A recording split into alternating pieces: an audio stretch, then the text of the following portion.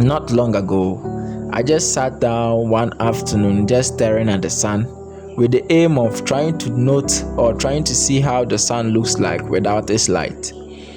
And as I sat quietly from the beginning, I came to note that the vision was blurred. But as I patiently stayed with that aim, the vision suddenly became clear to the point that I saw how the sun looks like without its light. And this made me to understand a truth about life.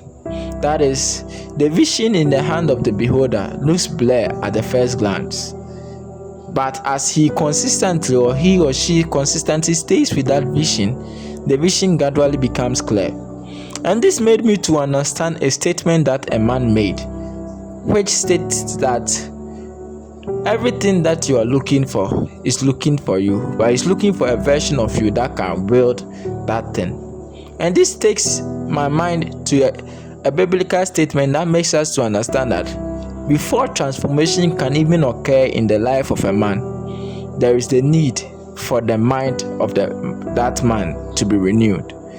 And this made me to understand a statement that one thing you need to note is that we see sights with our eyes and we see visions with our mind. And let's go back to the scenario of me staring at the sun. You will see that when I stared at the sun patiently, gradually my eyes began to adapt with that intensity that the sun was emitting. My eyes didn't adapt with it from the beginning, but it adapted with it when I patiently stayed with it. That's the power of consistency. What consistency does in an individual's life is that as you patiently stay with that goal, or as you patiently stay with that vision, your mind gradually starts to adapt with that vision. That is, when your mind starts to adapt to that vision, that is, it changes you, it changes your lifestyle, it changes the way you do things, or it brings your life to a point where you can gradually now relate with that thing when it comes. You can now make good use of that vision when it comes. And when your mind fully adapts with that vision that you are seeing, there is where your body, your demeanor, everything you do becomes like you are ready for that vision. And when you become totally ready for that vision, there is where the profit for the vision comes. But one thing you must understand is that when you start to adapt with it, there are conditions that comes your way that tries to make your adaptation to that process of life, or to that pursuit of the vision perfect. That is, one is the small failures. The failure I said in my other videos is that failure, when it's part of the process, becomes wisdom, but when it becomes your endpoint, becomes an identity. So failure in this sense that I'm talking about is failure that is part of the process.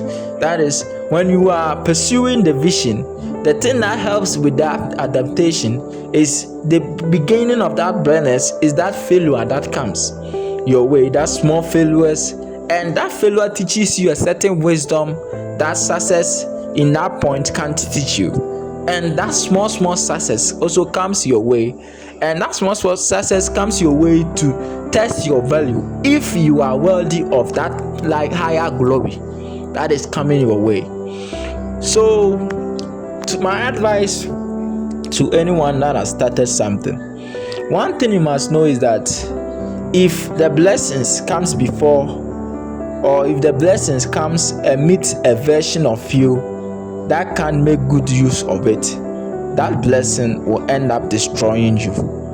But if the blessing comes to meet a version of you that can make a perfect good use of that blessing ends up glorifying you. So stay with the process, don't rush the process, just stay consistent, and know that a failure today is a wisdom of tomorrow's glory. So just stay with it and just be patient with it, be consistent with that vision. If you fail, don't stay on the ground, because if you stay, that failure becomes an identity. But if you keep on going, it becomes part of the process, and there is where certain wisdoms are birthed out. And those wisdoms are what are going to help in the renewal of your mind, or in the transformation of your mind, to make your mind suitable to adapt with that vision. And when your mind starts to adapt with that vision, you yourself, you will notice by yourself that there are certain things that you used to do that you won't do them. And there is a certain level of calmness that will come within you, that even hard conditions can't make you, or can't cause you to lose your peace. And that is all. That is the wealth with peace, the blessing that God gives us. So when God takes you through that process, just see the vision, and just know that every vision has a process. And before the vision can become tangible, there is the need for you to pass through those processes. If the vision becomes tangible before you passing through those processes, know that it's not God that has given you that chance. It's just the enemy trying to deceive you, trying to kill you at the end. So just know that, stay to the process. Just stay to the process, and know that once your mind fully adapts with it, the vision will become tangible. So if you really want the vision to come quick, or want it to become tangible fast, then you need to submit yourself to the process of learning. You need to learn dangerously, in a way that you will note certain things before you even go into certain offices. Do you get it? That's why learning comes place. So if you want it to occur as its normal routine, you just stay to the process. The process will bring the things you need to learn by itself.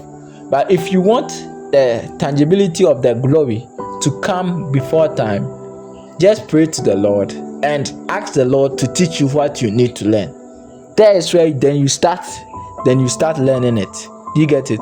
If you submit yourself to God, one thing mercy does is we have speed. Speed comes when the person is willing to learn from the Father. Speed comes when the person is willing to submit to the Father. So as you are staying with this vision, there is a possibility for the vision to become perfectly with the peace added. Just that, stay with it, stay consistent, stay learning, and know that wisdom is profitable to direct. So when it comes, make it so and be a blessing. Bye-bye.